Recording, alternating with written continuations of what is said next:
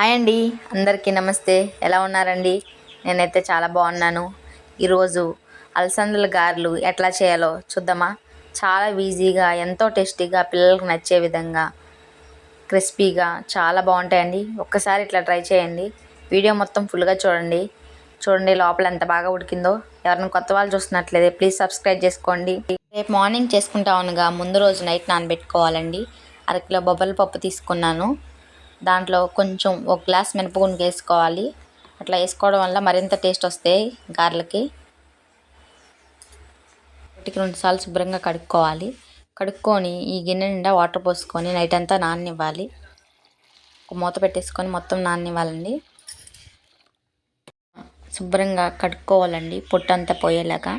చిల్లు గిన్నెలు వేసుకొని కాసేపు పక్కన పెట్టాలి. వాటర్ అంతా స్ట్రైన్ అయిపోవాలి. చిన్న మిక్సీ జార్ తీసుకొని దాంట్లోకి పచ్చిమిర్చి వేసుకోవాలి. ఒక 5-6 వేసుకొని దాంట్లో లైట్గా సాల్ట్ వేసుకొని కొంచెం కచ్చాపిచ్చాక పట్టేసుకోవాలి. వాటర్ వేయకూడదు. ఈ విధంగా మిక్సీ పట్టేసుకోవాలి. ఒక గిన్నె తీసుకొని దాంట్లోకి మిక్సీ పట్టుకున్న పేస్ట్ని వేసేసుకోవాలి.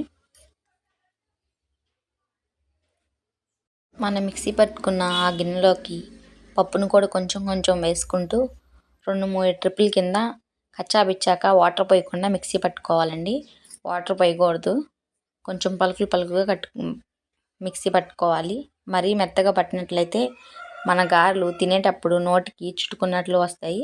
అందుకని వాటర్ పోయకుండా కొంచెం సాల్ట్ వేసుకుంటూ 2-3 ట్రిప్పుల కింద పట్టుకోవాలి. ఇప్పుడు మిక్సీ పట్టుకున్న ఆ పప్పుని మొత్తం దీంట్లో వేసుకోవాలి. సన్నగా కట్ చేసుకున్న ఆనియన్స్, కొత్తిమీర, కరివేపాకు చిన్న ముక్కలుగా కట్ చేసుకొని వేసుకోవాలి. ఇప్పుడు మొత్తాన్ని కలిసేలా కలుపుకోవాలి. అసలు వాటర్ అనేది యాడ్ చేయకూడదండి. ఇట్లానే మొత్తం కలిపేసుకోవాలి అంతా కలిసేటట్టు. దీంట్లోకి మీకు కావాలంటే కొంచెం గరం మసాలా కూడా వేసుకోవచ్చండి. అట్లా వేయడం వల్ల మసాలా వడల్లా వస్తాయి. పిండిని ఈ విధంగా కలుపుకోవాలండి. దీంట్లో కావాలంటే కొంచెం కారం కూడా వేసుకోవచ్చు. ఇట్లా బాగానే ఉంటుందండి టేస్ట్. కావాలనుకున్న వాళ్ళు వేసుకోండి. కొంచెం గరం మసాలా కూడా వేసుకోవచ్చు. ఇందులోనే మసాలా వడల్లా వస్తాయి. ఆయిల్ వేడిందా లేదా అని కొంచెం పిండి వేసుకొని చూడాలండి. ఆయిల్ అయితే వేడైపోయింది. ఇప్పుడు స్లోగా ఒక్కొక్కటి మన చూడండి, చేత్తో కావాలంటే చేత్తో ఒత్తుకోవచ్చు. లేదు అట్లా రాదు అనుకుంటే నాప్కిన్ తీసుకొని నాప్కిన్ తడుపుకొని దాని మీద వేసుకోవచ్చు. నెమ్మదిగా ఒక్కొక్కటి వేసుకుంటూ వేయించాలి. గ్యాస్ని కొంచెం సిమ్లోనే ఉంచాలండి. హైలో పెట్టడం వల్ల పైనంతా మాడిపోయినట్లు వచ్చి లోనంతా పచ్చిగా ఉంటుంది. అందుకని సిమ్లో పెట్టి మన గారెలను వేయించుకోవాలి. అన్నీ వేసుకున్నాక మెల్లమెల్లగా తిప్పుకుంటూ 2 వైపులా మంచి బ్రౌన్ కలర్ వచ్చేదాకా వేయించుకోవాలి.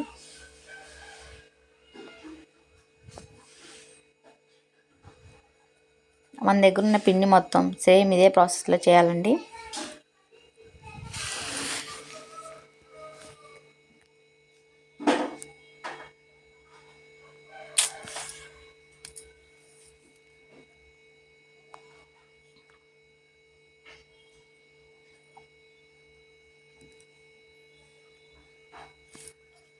ఇలా తిప్పుకుంటూ 2 వైపులా కాలనివ్వాలి.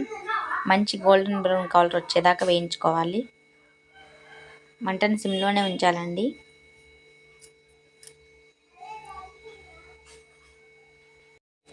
ఈ విధంగా వచ్చేదాకా కాల్చుకోవాలి. ఇట్లా వేగిన గారెలని తీసేసుకుందాం. సేమ్ ఇట్లానే మన దగ్గర ఉన్న పిండి మొత్తం అదే ప్రాసెస్లో వేయాలండి. చాలా సింపుల్గా చేసుకోవచ్చండి. చిన్నపిల్లలకైతే కెచప్లో వేసి ఇవ్వచ్చు. చికెన్ పులుసులోకి సూపర్ ఉంటుంది. ఒకసారి ట్రై చేయండి.